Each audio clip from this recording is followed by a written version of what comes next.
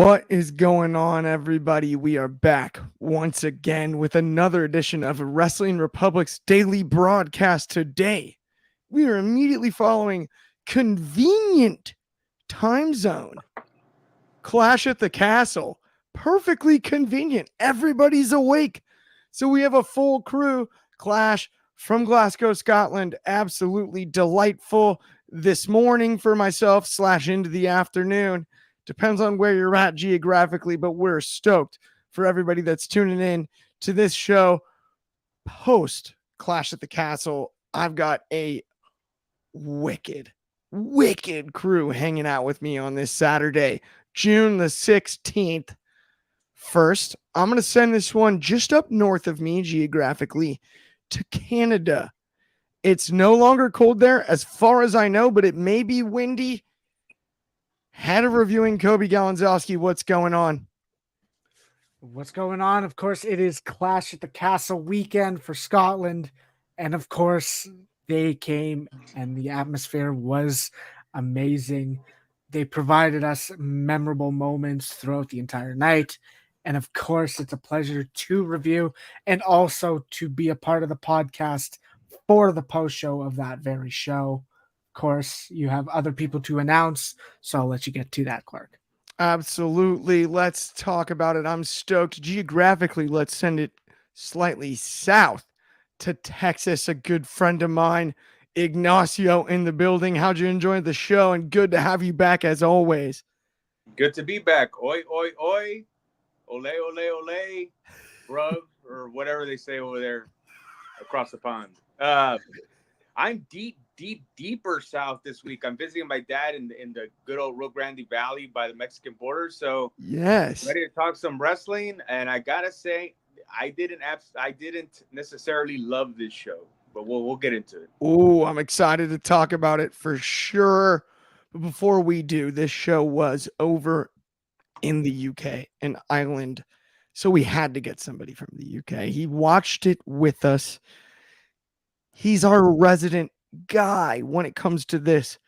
Also, fellow reviewer of Coby Galenzoski's, David Sheldon is in the building. What's up, David? Hello, everybody.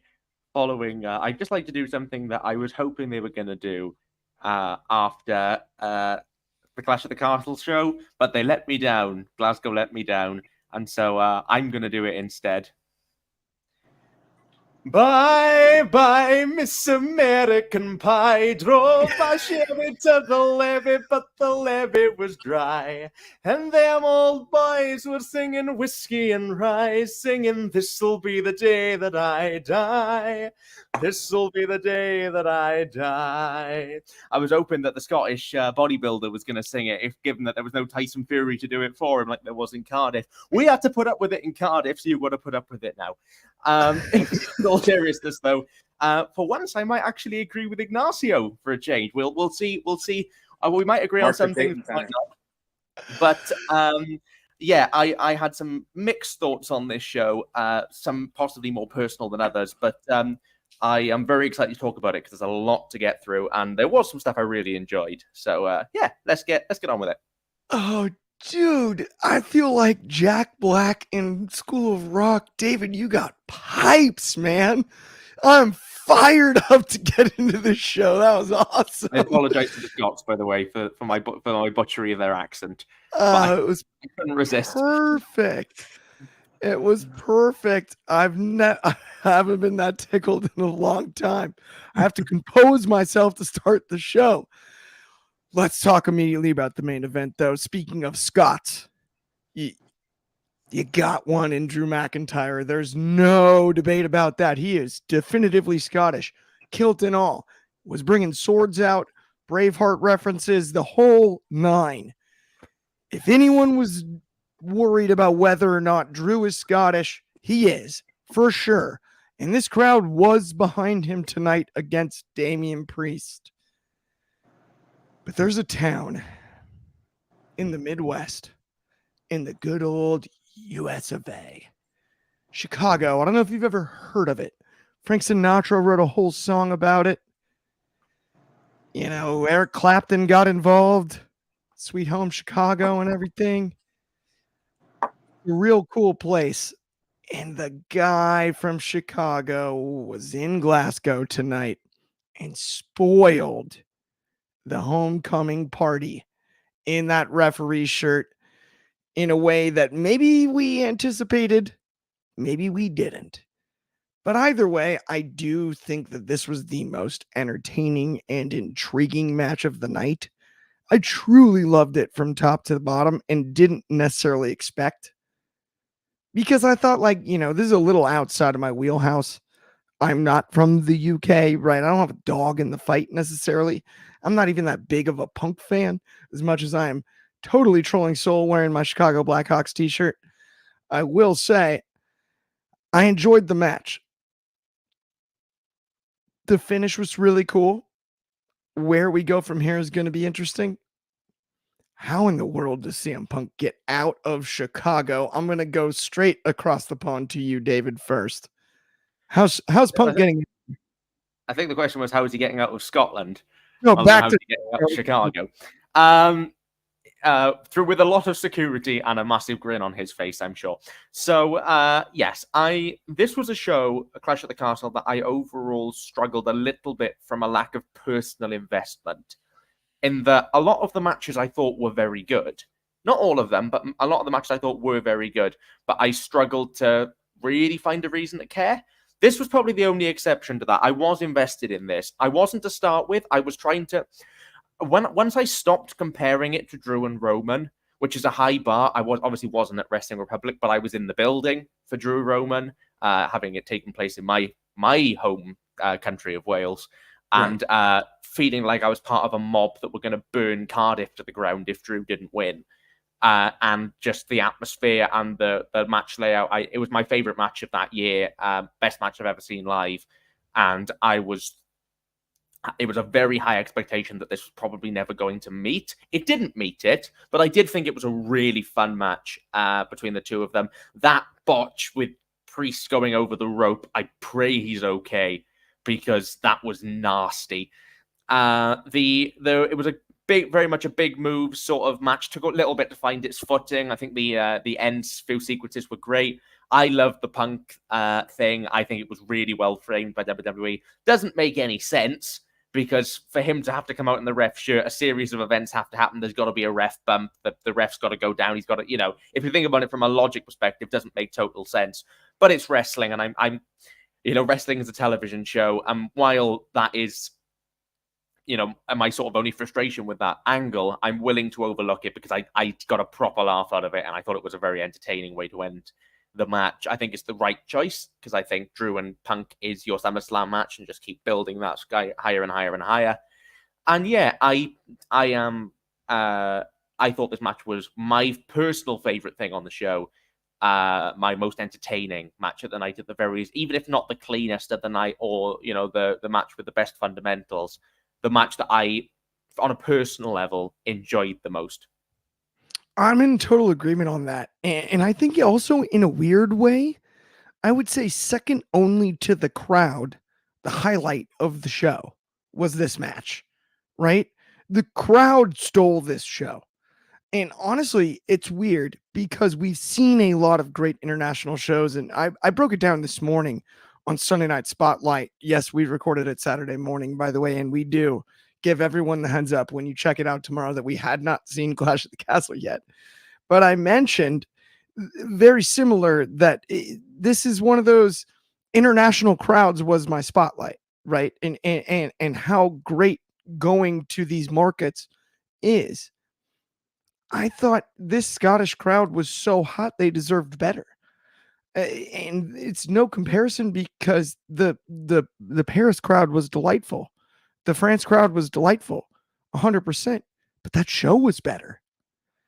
And that was a hard pill for me to swallow. I thought it was unfair to how great the turnout was for this particular Clash at the Castle. I thought last year's delivered in a way to that fan base. Yeah. That this year's didn't. The fan base still delivered, and that's a weird side of the equation you do not see often. Yeah. I enjoyed, like I said, I think the crowd, I don't think that the show was a bad show. I think that the crowd got, they got good wrestling. They got big moments. They got shocks. It wasn't. I don't think it was money badly spent. Although with the amount of money they paid, that might be an issue. But like, it was just, it didn't, for me, having been at Clash at the Castle, I was at the last one. I was always going to prefer that one because I was there. But I do think there was stuff missing on this show that we'll get to later, and issues with this one that weren't there for me at Clash at the Castle last time. But yeah, it was a good show. Just about, it was a solid show, but not one I really cared about until the end, unfortunately. 100%. Ignacio, I'm going to ask you very similarly about this main event. Obviously, you have CM Punk showing up basically out of nowhere on, opposing soil at this point, in Drew's home country, all of that. I got to ask you your thoughts on the main event, the finish, but then the whole show. Are you in agreement on this? To me, the crowd is what stole the show. And that is always great, but shouldn't necessarily be the case. No, but the crowd was the best part of the show. The crowd in Wales was amazing last year, and the crowd in France was unbelievable. The crowd stole the show here. I'm pretty sure the same's going to happen in Berlin. And thinking about that, you tell me, if they have a WrestleMania in Wembley, you're going to tell me that they're not going to sell 80,000 tickets with the European crowd and the way they are. If they can manage to work out a Wembley WrestleMania, a European WrestleMania, they're going to break the all-time attendance record for a wrestling event, guaranteed. Not that phony one that AEW kind of makes up all the time. But, the crowd was the best part of the show, and does it necessarily have to supposed to be that way? I mean, yes and no. I mean, they were very engaged, and that's what you want to see. I mean, they don't go to Europe all the time. They don't go to Europe, before this year, maybe last year. They don't go 2, 3, 4 times a year. So they're starving for wrestling, and that's what you want. It reminds me of back in the mid-90s when WWF wasn't doing so great domestically, but when they would go overseas, they would sell out everywhere. Right. Germany, UK, Canada, France. So, but I think today they're doing very well everywhere. So, the match, it was what I expected. I knew that there was going to be some shenanigans with Punk, because we got to get to Drew and Punk at SummerSlam, and how are we going to get there? And I wasn't too thrilled about the fin. And that's what I thought about this pay-per-view, is I wasn't into the finishes all that much, especially this one, and I'll talk about another one later. I wasn't too into the finish. It was somewhat creative, but I think maybe they could have come up with something better. I'm still not sold on Damian Priest as a main eventer. And maybe I think it's because of his promos. I still think he's just lagging in the promo department. He seems too scripted. I'm pretty sure he gets good coaching, even if they send him down to NXT to once in a while. I'm not too sure, but I just don't think he has it on the mic, man. And if you want to be in that main event spot for a duration period of time, a long period of time, you got to have the mic skills. And I don't think he's cutting it. The match was good, but minus the debacle that happened with the. I hear you. Now, that's what I was going to get into, though. This is one spot I got to give Damian Priest credit for, because that I did not see coming. And this is a question I want to direct to Coby. We saw that spot where his ankle got tied up in those ropes. You and I and David were watching it over on Zoom earlier before the show during that moment.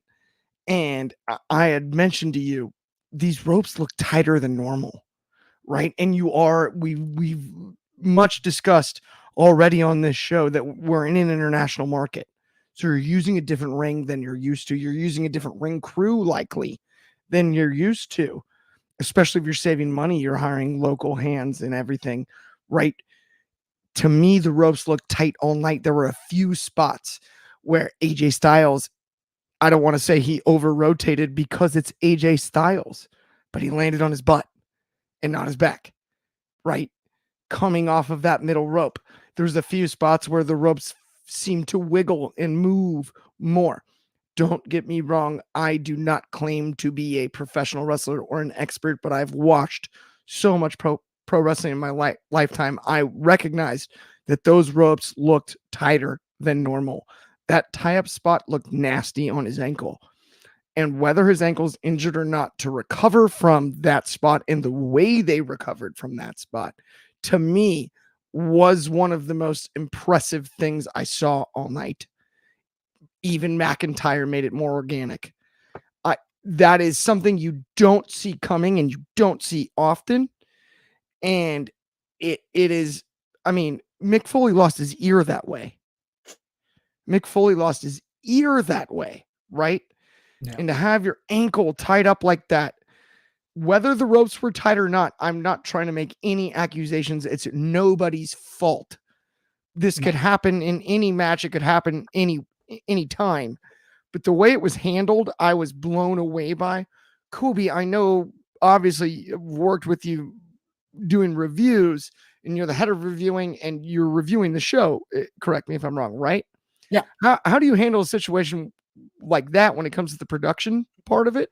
And then also, what were your thoughts on the same stuff that, you know, we talked about with Ignacio and David earlier, but I really want to get your insight on that one specifically, because it's just such a uniquely odd thing that happened tonight.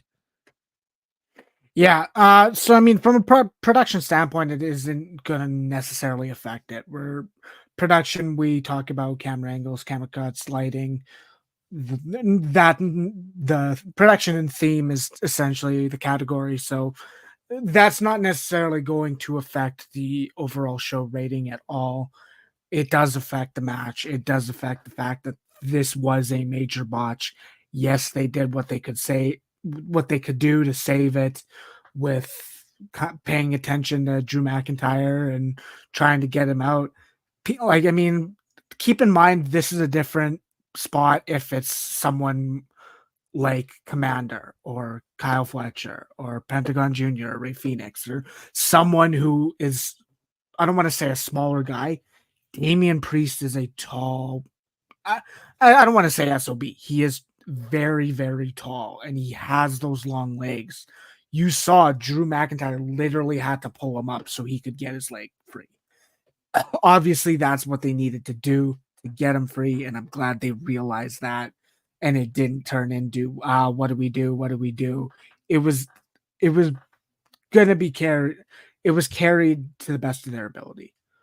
Regarding the rest of the match, I thought this was the right match to main event it, because we knew what was happening.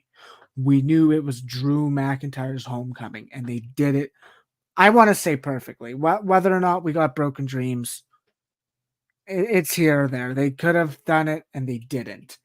But I think it was enjoyable for the main event. I thought it was very solid, a lot aside from that botch. There were a lovely amount of near falls that looked good. I thought even the CM Punk ref spot, it was well thought out, because keep in mind, this entire storyline between Drew McIntyre and Phil Brooks, CM Punk, is about stealing moments and about ruining those moments. We saw Drew McIntyre's taking claim to ruining Punk's Rumble return. We have the Mania match. We have this match. It is a personal feud that, while you could have put the title in the picture, that's fine. But this is a feud that is logically, this is what needed to happen. And that's where I give credit where credit is due. I said this yesterday, as I thought this was almost going to be too predictable, but I thought it still makes the most sense. And it makes it is logically there to do it in this way, because it's all about stealing moments between these two, and they are ruining each other's moments. And that's the brilliance of this right now. I like it too. From a storytelling perspective, it's really perfect. You really broke that down perfectly there too. It's really about them robbing each other of their next big moment. And speaking of big moments, let's talk about the opener tonight. Let's talk about what do you want to talk about? Cody Rhodes, Cody Rhodes, and AJ Styles. And he made AJ quit. But then, hold up. Wait a minute. He did it anyway. He hit him with the steps. I don't know if it means anything. I don't know if I care if it means anything. I like the match. I quit matches are funky to me. How do you grade an I quit match? How do you even judge an I quit match? Because the finish, if you knock a guy unconscious in an I quit match, he can't exactly quit. So it's always been weird to me to book that finish when it comes to the I quit thing. It's got to be torture. It's got to be a spot where the guy's back's pushed so against the wall that he's in fear. And that changes the way that you have to book this kind of match. I thought this was a great wrestling match top to bottom, and I thought the finish was cool. But unfortunately, I think at this stage, a little too predictable. Ignacio, you always got history with, we can go back to I quit matches with you and I could talk Magnum TA and Tully in an I quit match if we wanted to, right?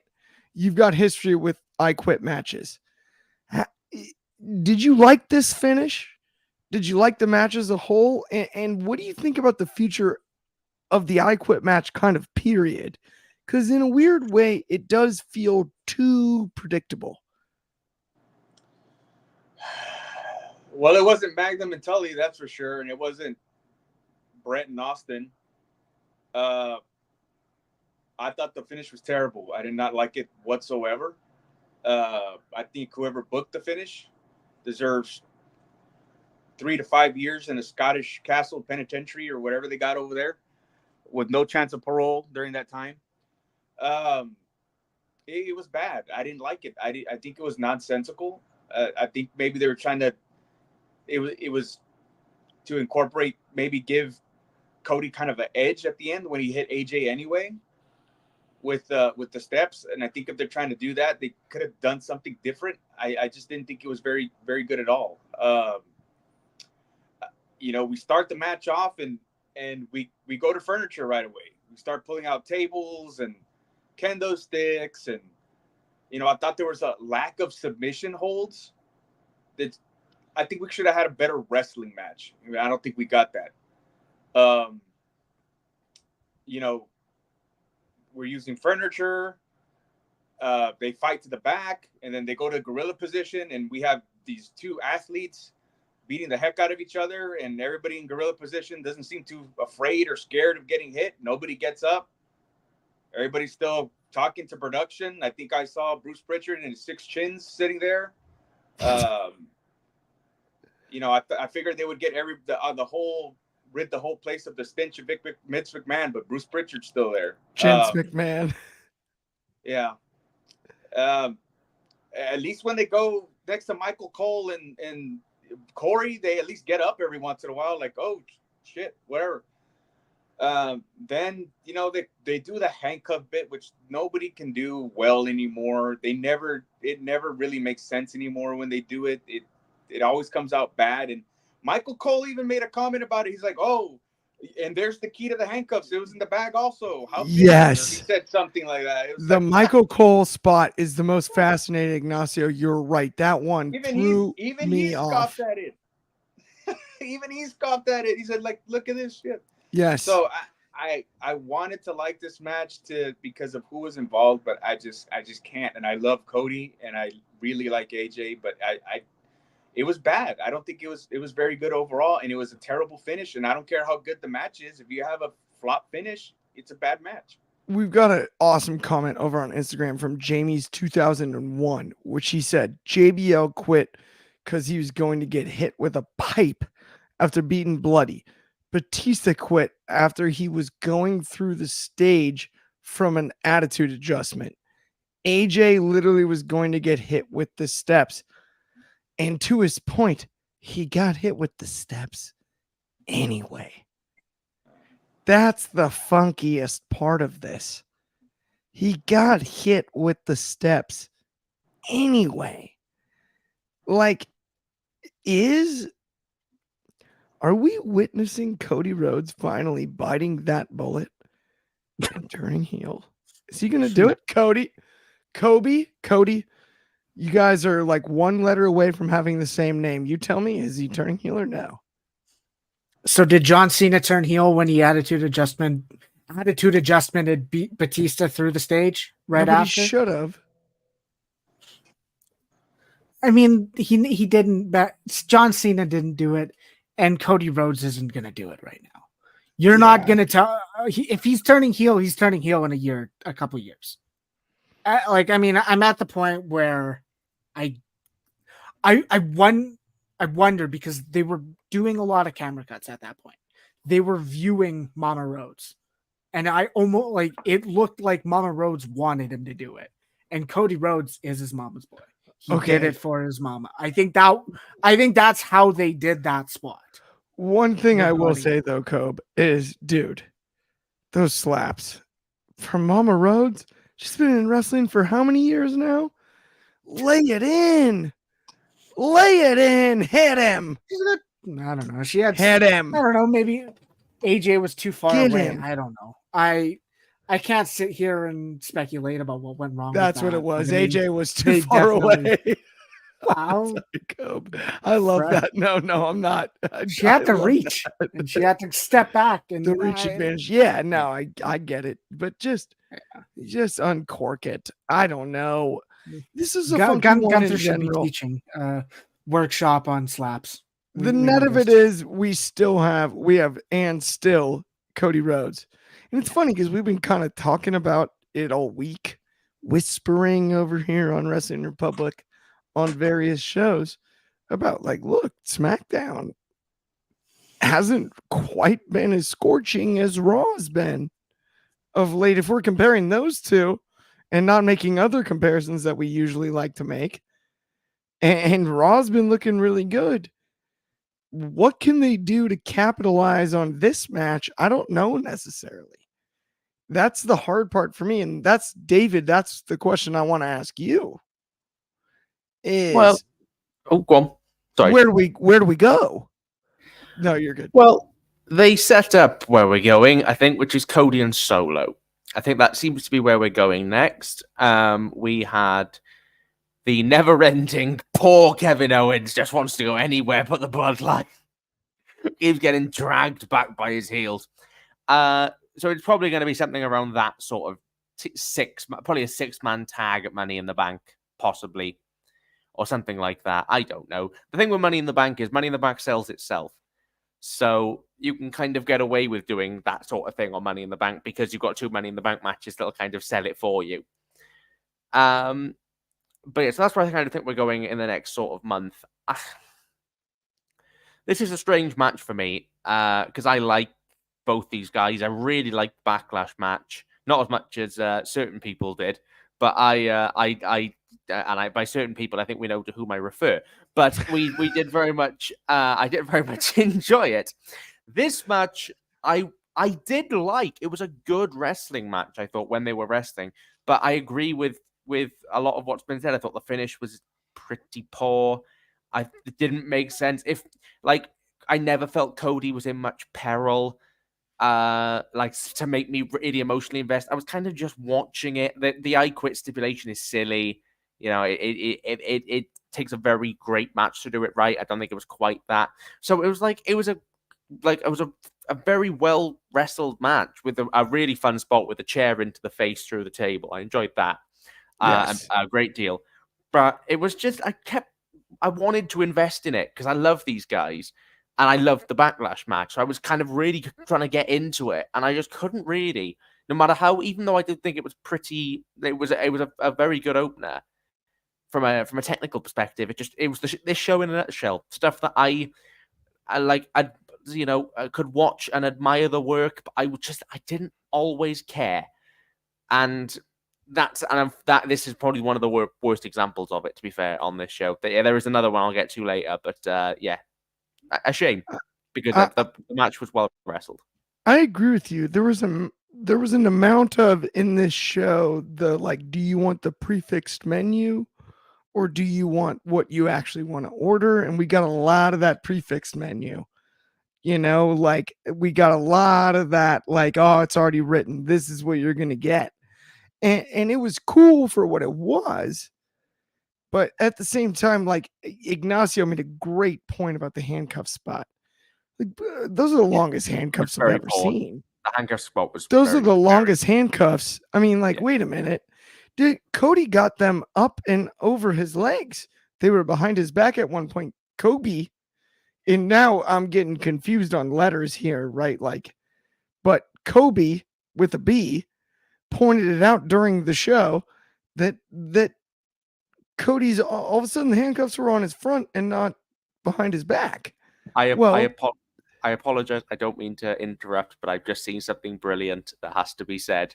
Yes. CM Punk has inserted himself into the post-show press conference wearing, now this might not mean anything to you guys, but I mean a lot to the UK football fans. He's coming wearing what looks like a Celtics jersey, like a Celtic jersey, a Celtic thing. Oh, so Drew is a Rangers fan. There is a diehard Rangers. There's a blood-fueled rivalry between Celtic that and Rangers. Is Protestants and Catholics. I can explain that one as well as you, David. Yeah. And I don't know it as well as you do because I'm not from the UK. But that is no joke. And thank you for mentioning that because I've just seen it. I saw it and I could not bring it up. To our American fans, that is the definition of shots fired. That is that's Yankees Red Sox on steroids, right? That's Michigan Ohio State. That's Carolina Duke. That's, you don't mess with that rivalry. And Punk went that far. That's a great anecdote there, David. But let's move on to our next topic, which is the women's tag triple threat. This is crazy. Everyone knows I'm a gambler, but I do not gamble on wrestling. But we have our biggest underdog winner. We have our biggest underdog winner of the night by miles. I actually truly enjoyed this match in a lot of ways. Thought it was fun. And we have the shock win. I don't know, though. We still have Jade and Bianca just lurking. And there was something about the presentation when it came to the reference to the Legion of Doom. That reference, that dang Corey Graves had to say it. They look like people that came out in spiked shoulder pads. I felt like it was a dead giveaway to what we saw in the main event. Speaking of Chicago, shout out Chicago, LOD, fellow Chicagoans. But I don't know. I liked the win. It was cool.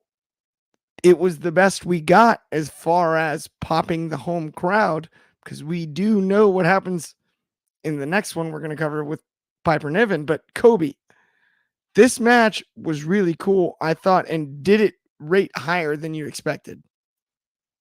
I mean, yeah, it does. And I mean, part of it also is atmosphere. The crowd were electric. They were behind Jade and Bianca, and of course, they were behind the Unholy Union. And I think that's part of what it is. And there's often matches that are like, yeah, this is probably a lower match, but the crowd does carry it higher. And that is what happens here. This match, and I mean, I fully agree. I said this yesterday on the show. I said, I want to say the Unholy Union win, but I didn't think it would happen. I was the one person who sat on that show and probably believed the most out of us for. And it was me, Ben, Shad, and Chaos. And what I don't want to happen is just everything after this. And I know the entire kind of story of how they got into this match was Zoe and Shayna had to wrestle to get their contendership. All we had to do was stick our nose and hang out and be distractions and be there with their presence. And that's exactly what this kind of story was. Is Jade and Bianca had the victory, but they lost it just like that. What I don't want to happen is them to just lose it in Toronto or SummerSlam. I do believe they had a great story of how they got together in NXT, and I do believe they deserve a shot with the ball, and with the ball that we can say that is the tag team championships. I do believe they deserve more than a month reign or a 3-week reign or whatever it will be at this point, and I hope it isn't. But and I mean, also like you said, Clark, with the ropes. I mean, Jay got that massive slip, and that was almost what kind of ruined the match in a way. But it was the first thing we noticed. It was the first thing that kind of went wrong in this match. It was the way you looked at the way the ropes shook. I'm wondering in hindsight if that's not even Jade's fault, and that's serendipitous because it we've has had to be a the lot ropes, of discussion. like you said. We've had a lot of discussion, and I'm not ropes. even trying to fully make that argument. Absolutely not. I can see the grin on your face, David. So I'm going to ask you about it. We've had Jade discussions. We've also had Bianca discussions. Tonight we had the commentary compare them to the Road Warriors. Which I think in a weird way was deserved. Whatever the comeuppance is on the back end of this, I hope that they honor that. But I don't know. There are those weird spots. Are you still not sold on Jade Cargill, though, David? That's what I'm asking you. No, I'm still not sold on Jade Cargill. I think she was better here. I think she was better here. The thing is, there are things that Jade Cargill does that I think are very impressive, and I was actually really getting into this. I thought it was really good. And then we had the Jade slip, and then it all kind of fell to pieces. We had botch after botch after botch, and it's difficult when something like that happens. It can disrupt the flow, but they really got into quite a bad rhythm. There were a couple of sort of mistimed spots. There were a couple of things that all crumbled. I could just see the wall start to go down brick by brick. They kind of got it back a little bit for the end. I still think it was a bit of a naff ending, but I'm happy for the Unholy Union. I will give it 6 days until they lose it. And if they go beyond 6 days, I think they've done a great job. I feel awful for saying that. They may have a real story here. I just worry, the Unholy Union lost in 2 minutes on Raw. They to Shayna and Zoe. So, they are not been treated well before winning these. They very much seemingly won it because of the Scotland connection, which is wonderful. I'm thrilled for them. Katie Ray, what's her name now? Which one is she? Alba Fire. She's been toiling away for years, and they deserve it. They deserve this recognition. And I love both of them. Don't take that kind of throwaway comment as me disparaging the team, because I think they're great. But you got Jade Cargill and Bianca Belair. I do think they're going to win it back, and very quickly. I could be wrong, but I do think they're going to win it back and very quickly, because the titles have probably never felt more relevant than when they've been on Jade and Bianca. So it's difficult. Like I said, I'm still not fully sold on Jade, but I was genuinely very much getting into this, and then it kind of slipped off a cliff in the last 5 minutes.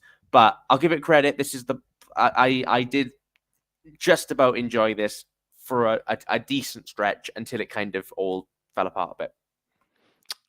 I hear exactly where you're coming from when it comes to that. It's one of those where, it's like here's my problem. I truly believe that Jade and Bianca could be the Road Warriors of women's tag team wrestling. I actually do believe that. Why would they not be? You cannot get two women athletically capable of what they are teamed together like that at the same time in the primes of their career, in a way that, in Ignacio, this is what I'm going to toss to you, because you obviously watched the Road Warriors blaze that trail just like I did, and even unfortunately become LOD at one point. But what the Road Warriors were on the marquee for any show, what they did for tag team wrestling. I don't know if there's two women you could pair together outside of Bianca and Jade athletically that could match that type of energy. And that's where I feel like the way that they've been booked in particular has been really good in some spots, but this should be a dominant team. And I want to get your thoughts on them as a whole. Do you have any of those feelings at all, or are you not feeling the same way? I am. That's why I was disappointed on the result of the match. The funny thing is they're better athletes than the Road Warriors were. Yes, like by a lot. So, because they can move around and stuff. Bianca, especially with her experience, as a CrossFitter and all that good stuff, and Jade's very good. Look, Division One hurdles national champion. Yes. All these matches with Jade and Bianca are the Jade and Bianca show, and they want to showcase how much Jade has improved, and she has improved. She is improving, and they just look awesome together. They look like stars. If you see them in an airport, they look like stars. They look like movie stars. They look like people that can be in comic books and trading cards and all that stuff. And she's improving. Jade is, and Bianca's, she's improved over the last 4 or 5 years. She can be in the main event spot with Charlotte Flair or Becky or anybody. So yeah, they should be a power tag team. And I don't think, I'm happy for these girls that took the titles home, but I'm like, David's mentioned that they lost in 2 minutes on Raw. Yeah. And before that, when's the last time they won a match? I don't think Scotland would have been in an uproar if Jade and Bianca would have taken the titles. It's just, nobody knows who they are. Nobody really cares who they are unless you are in Scotland today. Nobody cares about their story in NXT. So the best thing they can do is put the titles back on Bianca and Jade, because that's where the story is, and that's where you're going to draw money, and that's where you're going to get a main event out of eventually. Jade and Bianca. They can take the titles and defend them on Raw, on SmackDown, NXT, you know what I mean, to pop a rating there. And that's where the real story is. So I think that's where they need to focus on. I totally agree with you on that. The real story is Jade and Bianca. That is a great call, Ignacio. 100%. Let's move on, though, because we are up against time. We could talk about this pay-per-view forever. This PLE. Yeah. Sorry. By the way, I apologize. Got myself in trouble there. The wrong way. Right. Thankfully, shout out Swerve. But yeah. Okay. Let's move on. Bailey and Piper, or as Ben Allison, our good friend, calls him, Pipper Niven. He said it both yesterday. He said both pronunciations. Yeah, Rowdy Roddy Pipper Niven. I'm sorry. I'm so sorry, Ben. That's not nice, and it's not right. I didn't mean it. Let's talk about Bailey and Piper Niven. Hometown crowd weirdly divided. Piper got her flowers for sure. There was quite a few in the crowd behind Piper Niven. Bailey is dang popular over in the UK. I feel like there is no doubt about that. That's, David, something I'm going to ask you about. Bailey, how popular is she over in the UK? Because it was weird. You expected the crowd to go the other way, and it did not feel as such. I really didn't expect the crowd to go the other way. I knew it was going to be split. I know how much the UK fans love Bailey. We kind of adopted Bailey, weirdly, as one of our own. I'm assuming it must have been one of the takeovers or just the general love of Bailey. I don't know, but we all love Bailey, and she's great. I remember going to Clash at the Castle in Wales and having the entire 6-woman tag match hijacked by the "Hey Bailey" chants that got really old really quickly. But yeah, this match was good. No match to me. I felt more I don't really care. than this. And that is awful because I think Piper has toiled away for years to get this kind of opportunity. You know, she's worked her ass off, as has Bailey. You know, world title match, well wrestled, no complaints, some really cool stuff from Piper. There's kind of a fisherman driver that was really cool.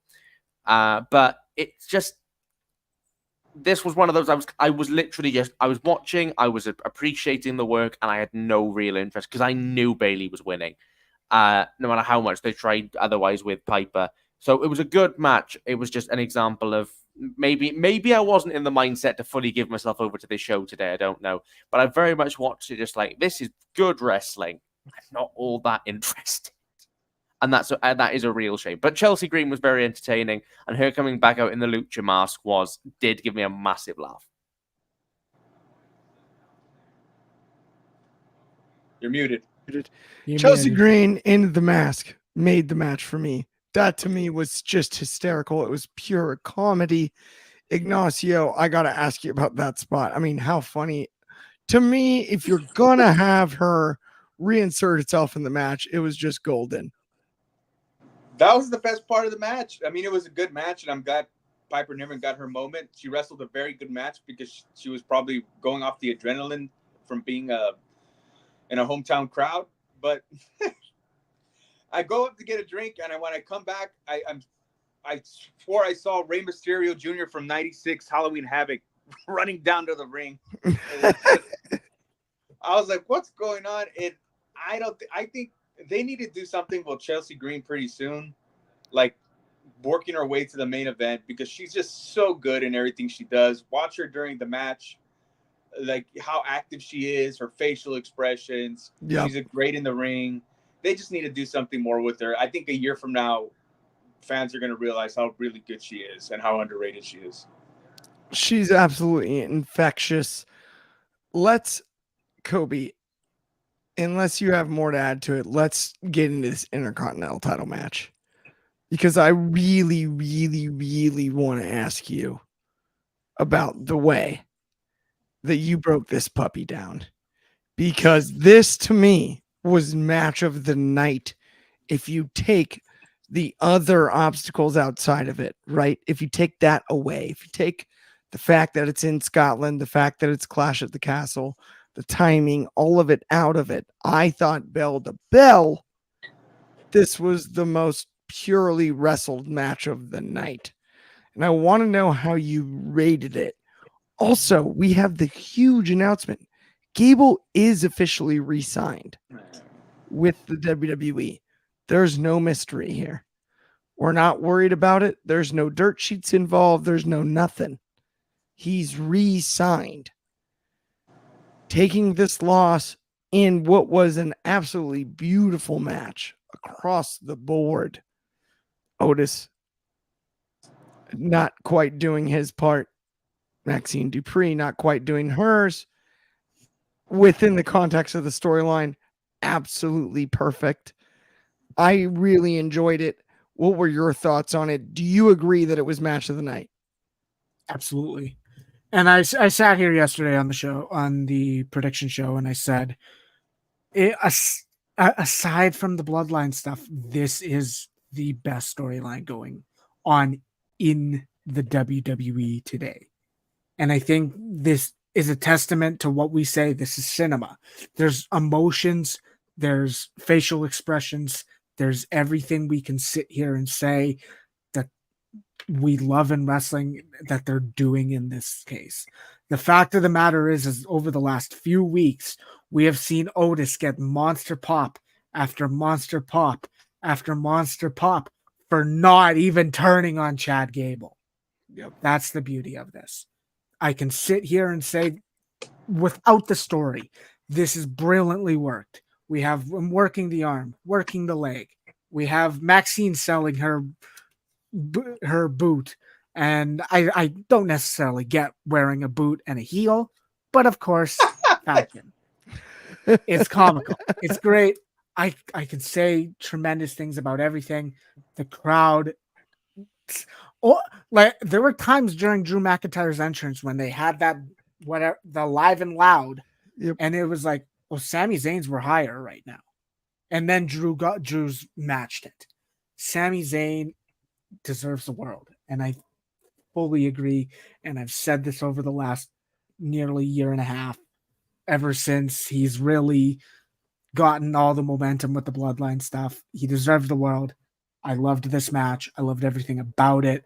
The storytelling is off the charts because we have more than just a Sami Zayn and Chad Gable storyline. We have a Chad Gable and Alpha Academy storyline. Yes. And that's the brilliance of this. That was the brilliance of it. And in Saudi Arabia, when it was that plus Sami Zayn and Bronson Reed, which was a different story because it was more, I want to be the champion. You're the champion in my way. This is personal. This is beautiful. I can't say enough good things about this match. And I mean, I can go to 60 if I needed to. No, But, yeah, there are other people who absolutely. need to talk about this. No, dude, I'm with you because this was gold. And it's funny because Gunther did similar. Is it just me or is the IC title back? It's so back. I'm sending this straight to Ignacio because, bro, we're from an era where this one, like, we saw a main event at Wembley between Bulldog and Bret Hart for this IC title. To me, this stole that show in the UK again. And that's what the IC title represents. It's so cool to see from a historical perspective for the history to be held up. Do you feel the same? Yeah, because Gunther put it there. Yep. I mean, it took Gunther to do it, and this match could have main evented this show. But Drew was there, of course, and he had to have his big match in main event. Of course, I don't blame him for him main eventing the show, but this match could have main evented the show. This match could have main evented any pay-per-view. I mean, it was really good. The Intercontinental title was back to being a major title where people want a shot at the Intercontinental title. It's not just a filler match or it's not a pre-show match. I mean, it's back. And as long as they have people that can help legitimize the title, like Sami Zayn, like Chad Gable, they just need to keep top contenders. They need to keep not just upper mid-card guys, but main event guys chasing the title. If you have main event guys that aren't in the title picture at that time, the heavyweight title picture, they need to be going after the Intercontinental title, and it'll stay legitimized. I'm with you too. And think about how long of a stretch we had to go through with the IC title that was so brutal. Don't get me wrong, there was a Danielson and Miz for a second helped us out. But I mean, we had a point where, unfortunately, I believe the last time that the IC title main evented a PLE was Elimination Chamber with what was that guy's name again? Ryback? Oh, I think that's 2015. Woof. That was not good. I think it was 2015. I do believe that's the last time an IC title main evented a PLE. No, the last time an IC title PLE would have been Seth and Dolph. Would have been the match that the crowd ruined.